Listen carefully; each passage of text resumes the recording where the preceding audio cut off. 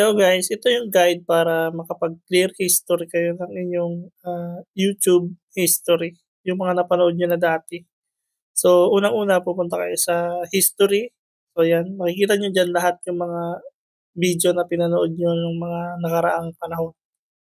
Pagkatapos ay pupunta kayo sa time watch at mula dyan sa time watch ay makikita nyo kung ilang minutes yung pinanood nyo. So, para ma-clear natin yan, kailangan lang ay pumunta kayo sa inyong history. I-click nyo lang yung view history. Sunod ay i-click naman yung clear all watch history. After clicking the watch history, ay hintayin mo lang siya ng kaunti at i-swipe down mo siya para makita mo na maki-clear lahat yung mga videos na nandiyan. Katulad niyan, wala na siyang mga video.